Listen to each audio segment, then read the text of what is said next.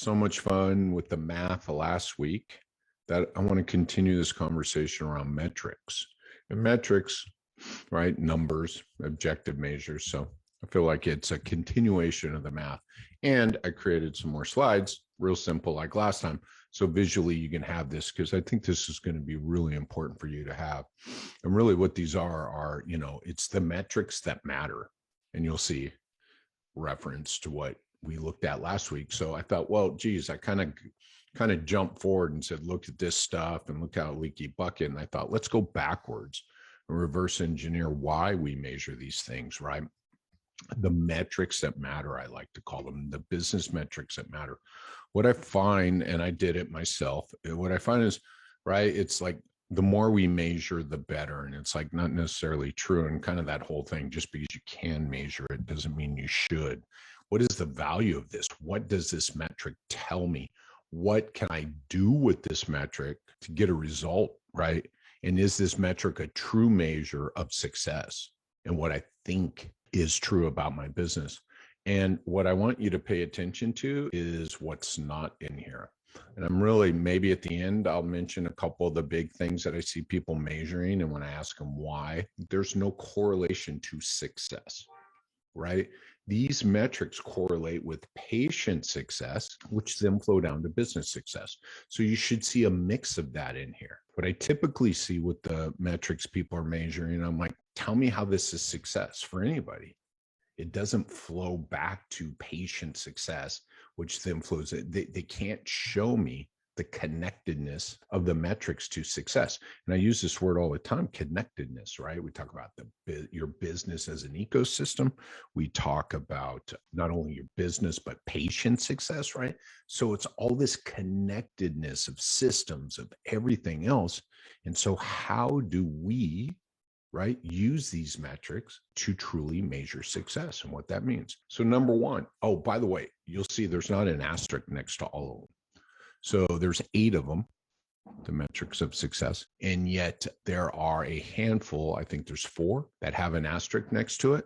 And what you'll notice is when we get to the end of these, if you take the ones with the asterisk, those are the ones that we can use to pretty much reverse engineer anything we need.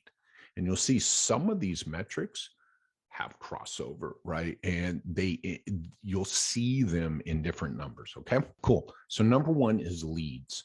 How many leads do you have coming into your business? And again, it is baffling to me if you don't know the top of your funnel, the number of people raising their hand saying, I want to do business with you, then you're going to have difficulty making decisions downstream.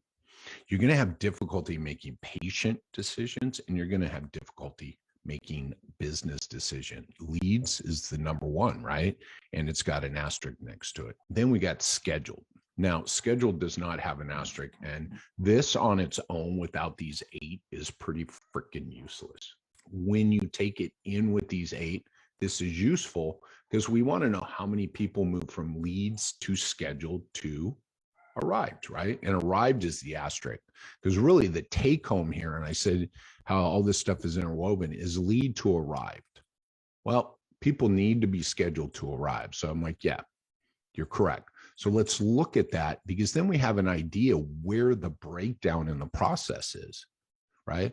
People are like, oh, I had 100 leads and 50 arrived. And I'm like, well, where's the breakdown in the process? Is it getting them scheduled? Is it moving from scheduled to arrived? Right? You guys can see where this is all going. So leads to scheduled to arrived. And again, on its own, scheduled is useless, right? Again, telling your front desk team to get people scheduled is useless. It's the front desk team, and the front desk sales team knows the job is to get people arrived.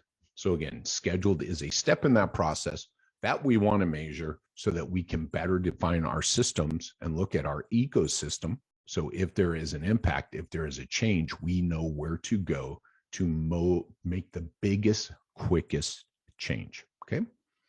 Next one, agreed plan of care. This is important because an agreed plan of care says someone has just completed an evaluation, right? They've arrived, they completed their evaluation, and they said, yes. You and I both know an agreed plan of care is not a completed plan of care, but yet it is a step in a journey. So again, think about where we are so far. Leads, scheduled, arrived, agreed plan of care. I want to know all these numbers. So again, I can see where there may be a breakdown, if ever, in the system. So again, if people just say, well, of the 100 people that arrived, 50% moved on to a plan of care, or 50% completed a plan of care. I'm like, well, how many people, wait a minute, completed? We got a lot of data in between there that we need.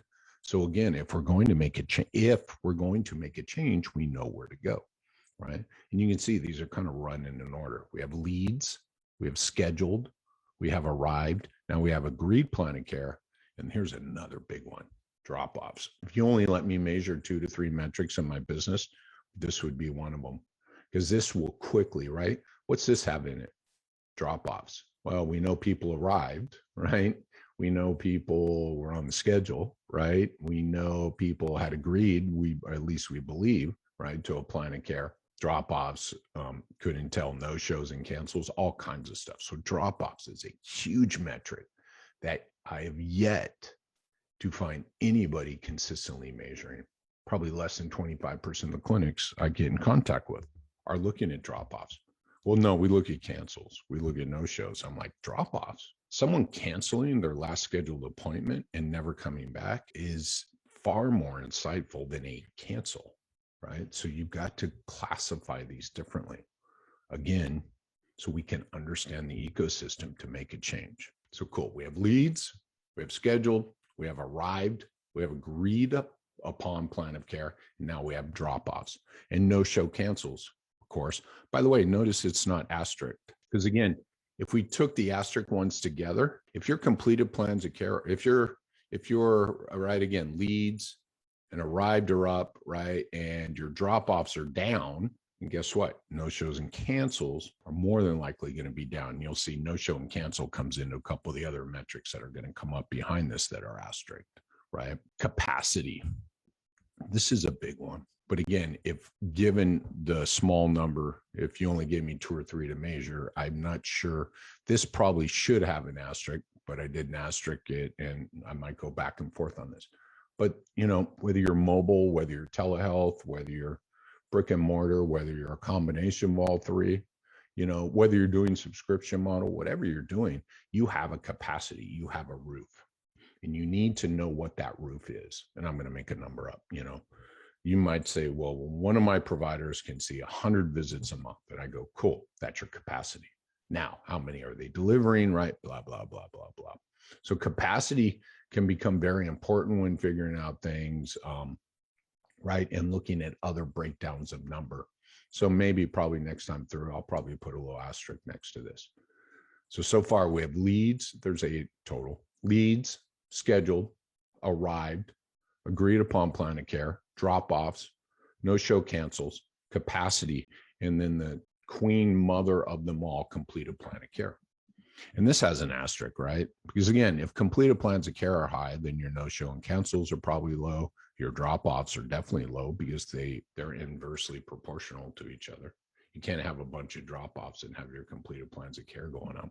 Your 8 metrics of success. And I say of success, we could say of business success, but you can see a lot of these would dictate patient success, right? Completed plan of care, things like that. Arrival, you got to arrive before you can get better.